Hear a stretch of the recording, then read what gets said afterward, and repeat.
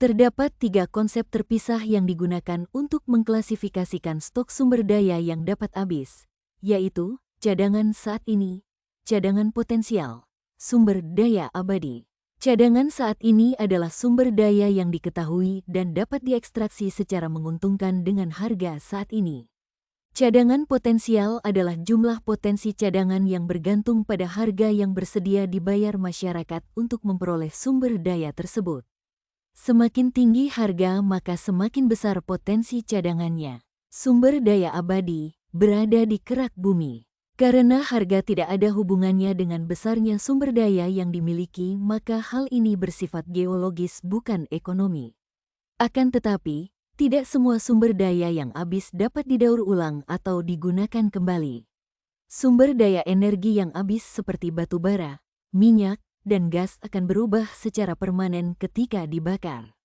Setelah diubah menjadi energi panas, panas tersebut hilang ke atmosfer dan tidak dapat diperoleh kembali.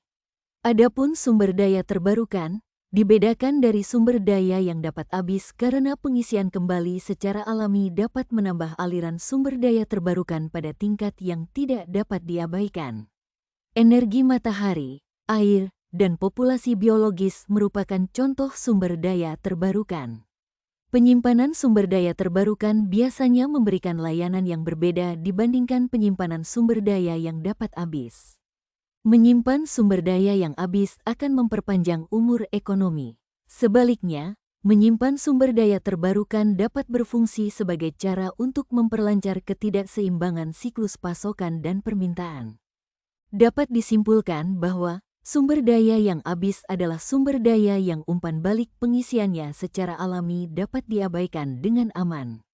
Sedangkan sumber daya yang dapat didaur ulang adalah sumber daya yang, meskipun saat ini digunakan untuk tujuan tertentu, tetap ada dalam bentuk yang memungkinkan masanya dapat diperoleh kembali setelah tujuan awalnya tidak tercapai.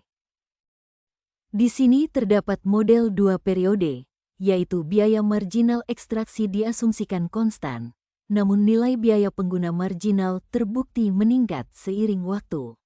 Contoh dua periode ini ditunjukkan bahwa alokasi sumber daya terbatas yang efisien dari waktu ke waktu dengan biaya ekstraksi marginal yang konstan menyebabkan peningkatan biaya pengguna marginal dan penurunan kuantitas yang dikonsumsi.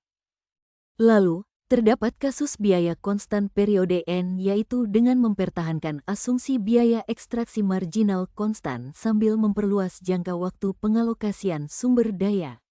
Selanjutnya, terdapat transisi ke pengganti energi terbarukan dengan ciri total biaya marginal kedua sumber daya harus sama pada saat transisi.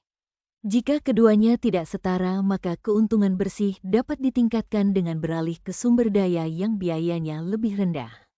Lalu, terdapat meningkatkan biaya marginal. Biaya pengguna marginal adalah biaya peluang yang mencerminkan hilangnya manfaat bersih marginal di masa depan. Alokasi pasar sumber daya yang dapat habis. Struktur hak milik yang sesuai.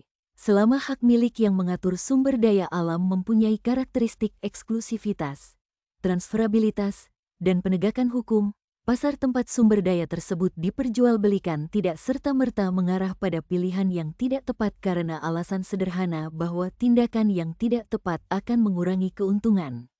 Dengan mempertimbangkan biaya marginal pengguna, produsen dapat memaksimalkan keuntungan dengan bertindak efisien. Selain itu, sumber daya di dalam tanah memiliki dua sumber nilai potensial bagi pemiliknya. 1.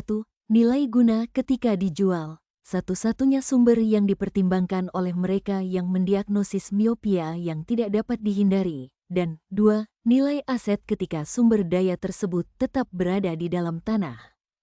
Biaya lingkungan. Tidak semua situasi aktual memenuhi kondisi yang diperlukan untuk hasil yang harmonis. Salah satu situasi terpenting adalah struktur hak kepemilikan tidak didefinisikan dengan baik terjadi ketika ekstraksi sumber daya alam menimbulkan dampak lingkungan pada masyarakat yang tidak ditanggung oleh produsen. Kerugian estetika dari penambangan terbuka, risiko kesehatan yang terkait dengan tiling uranium, dan asam yang terlarut dalam aliran sungai dari operasi tambang merupakan contoh dampak lingkungan yang terkait.